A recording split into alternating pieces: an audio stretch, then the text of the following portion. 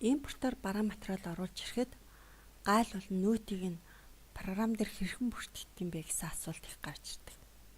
За нөөт төлөвч байгууллагуудын нэг давуу тал байдаг нь гайл дээр төлсөн нөөтийнхөө дүнг буцаан авах боломжтой байдаг. Тэгэхээр тэр буцаан авалтыг хэрхэн хийдэг вэ гэдгийг харъя.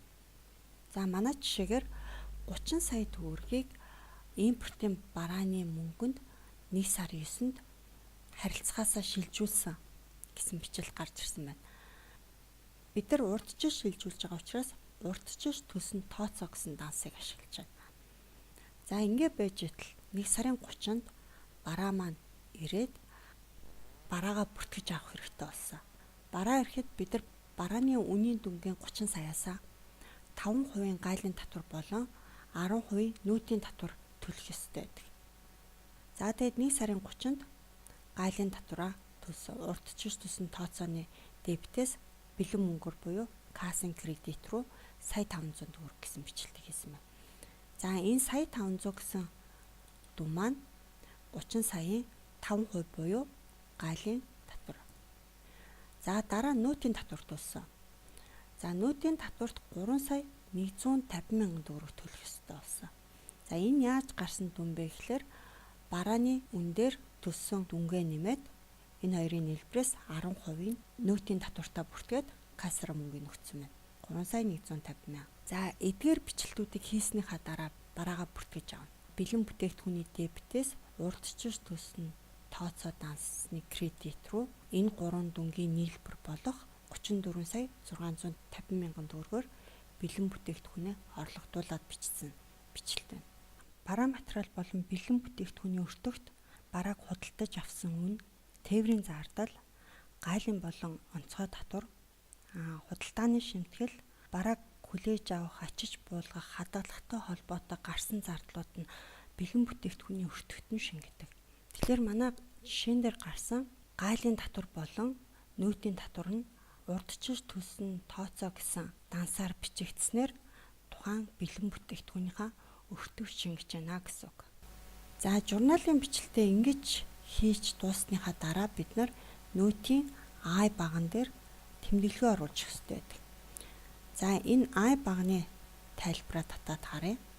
За нөөттэй худалдаа авалт хийсэн бол 1, гайлаар бараа оруулж ирсэн бол 3 гэсэн тэмдэглэгийг хийх хэрэгтэй гэсэн сануулга гарч ирсэн байна. 2 дугаар баганд 3 гэж тэмдэглэгээ хийсэн энэ дүн маань нөөтийн талингийн 35 дугаар мөр дээр тусгагдана. За тэгэхээр бид нар I баган дээр 3 гэсэн тэмдэглэгээ хийгээд өгөх хэрэгтэй. Үүний дараагаар тайлан харахын татвар цэсний нөөтийн тайлан руугаа очиод харъя. За 1-р сарын ажил гүйлгээ хийсэн болохоор 1-р сарынхаа тайландуудад харъя. За нэмэгдсэн үртгэн альбан татварын ТТ 03-ын А маягт бид нар ямар нэгэн борлуулалтын бичлэлт хийх учраас борлуулалтын хэсэг маань хоосон. За худалдаа авалтын хэсгийн 35 дугаар мөр дээр импортын бараа ажил үйлчилгээний үн нөөтгүүд дүнгээрээ гэсэн. Энэ 31 сая 500 гэсэн дүн маань манай журнал бичлэлтийн тухайн барааны дүн болон төлсөн гайлын татврын нийлбэр байх нь байна. За 3 сая 150 гэсэн нөөтийн дүн маань ТТ 03 маягтын 47 дугаар мөр дээр буюу тухайн сард хасагдах нөөтийн дүн гэсэн баган дээр орж ирсэн байна. За энэ нь эцсийн тооцоогоор буцаан авах нөөт буюу дараа сарын юм уу энэ сарын борлуулалтын орлого гарч ирэх юм бол хасагдах нөөт болж харагдчихэв. За эндээс ажлын үснэгт рүүгээ очиод харъя. Ажлын үснэгт рүүгээ очиод харахад урдчилж төлсөн тооцоо гэсэн данс маань хаагдаад бэлэн бүтээгдэхүүн 31 сая 500-аар харагдчихэв. Нөөтгүүд өнгөрөө. За доош явъя. Нөөтийн тооцоо гэсэн нүдэн дээр 31 сая 500 гэсэн дүн маань дебет талдаа үлдэгдэлтэй буюу нөөтийн авлагтай гэж харагдчихна. За дараагийн нэг тохиолдол. Ийм тохиолдол бас их хэлбэг гардаг. Барааны дүн болгоод 30 сая төгрөг шилжүүлсэн. Гайл дээр бараа маань ирсэн чинь гайлаас за танаа энэ бараа чинь 30 сая төгрөгийн дүнтэй бараа биш байна. Жишг дүнгээр наачаан 35 сая төгрөгийн бараа байна. Тэгэхээр 35 сая төгрөгнөөсөө гайлын татвараа төлөө гэсэн асуудал гардаг. За тэгэхээр тэр бүтээлийг хэрхэн хийх вэ гэдэг үзье. За копи авлаа, паст тавилаа. За B баган дээр шалга P гэсэн алдаа гарч ирсэн байна. За P баган дээр маань мөнгөн гүйлгээний тайлан дээр тайланд хугацааны мөнгөн хөрөнгийн урсгалын нэмэлт хасалт ямар зориулалтаар зарцуулахдаа юунд зарцуулагдж байгаа вэ гэдгийг тодруулж өгөх хэрэгтэй байдаг. За манай жишээн дээр мөнгөн хөрөнгө маань кредит утгаараа буюу дандаа хасагдсан байгаа. Бид нар бэлэн бүтээгдэхүүн олж авахд энэ мөнгө зарцуулагдсан гэдэг утгаар нь бэлэн бүтээгдэхүүн гэдэг тэмдэглэгээ хийгээд үгэй. За урдчилж төгсөн тооцоо гэсэн энэ данс маань авлага өгөхийн тайлан дээр байдаг. Тэгэхээр авлага өгөхийн тайлан дээрээсээ тухайн урдчилж төгсөн тооцоо гэсэн дансны эзнийг нь дуудаад өгөх хэрэгтэй. За дараагийн жишээн дээр бид нар 30 саяас биш гайлын мэдүүлгийн 35 саяар гайлын татвараа төлөх ёстой болсон. Ер нь импортоор бараа материал оруулж ирж байгаа тохиолдолд гайлын бичгээр бараа материалаа бүртгэдэг. Тэгэхээр 30 саяар биш 35 саяараа бүртгэнэ гэсэн. За энэ дээр 5 сая нэмээд өглөө.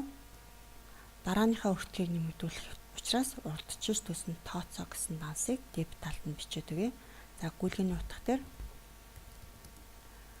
гайлын дүнгийн зөрүү гэсэн утга оруулаад өгье.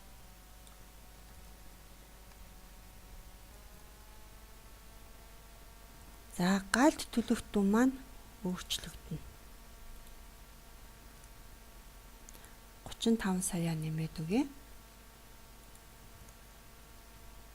Сая 750 мянган төгрөгийг бид нар гайлын татвар төлнө. За нүүдгийн татвар маань мөн адил 5 саяын нүүтээр нэмэгдэх ёстой болсон. За 3 сая 675 мянган төгрөг нөөтөд төллөө.